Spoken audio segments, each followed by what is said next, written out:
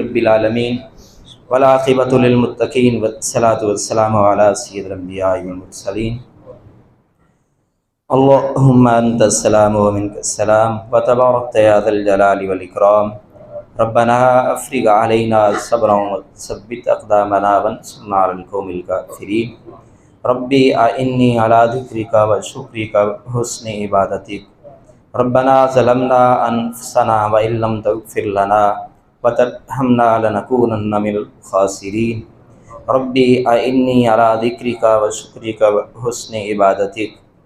اے ہم سب کے خالق و مالک اللہ، ہم تیرے بندے تیرے گھر میں بیٹھے ہیں، اے اللہ ہماری غلطیوں سے درگزر فرما دو، اے اللہ ہماری ساری خطائیں معاف فرما دو، اے اللہ بڑے گناہ ہیں لیکن تیری رحمت سے زیادہ نہیں، تیرے فضل سے زیادہ نہیں، تیری بخشش سے زیادہ نہیں ہیں، اے اللہ سارے گناہ معاف فرما دو،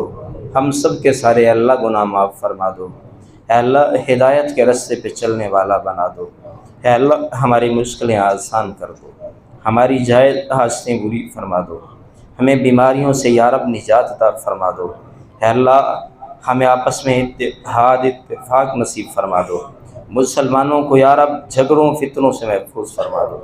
یا اللہ مسلمانوں پر جو ظالم حکمران مسلط ہیں ان سے نجات دے دو،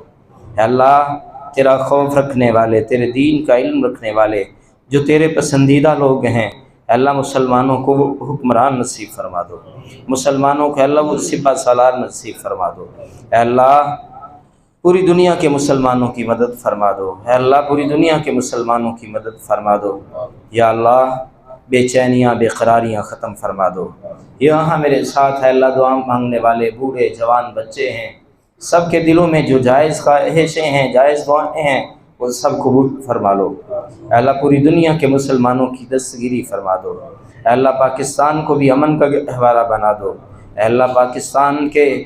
چھوٹے بڑے غریب امیر سب کے حال پر رحم فرما دو، ربنا تقبل منا انک انت السمیع العلیم وصلی اللہ تعالی علی رسول خیر خلقہ محمد وعلی آلہ وصحابہ اجمعین برحمتک یا ارحم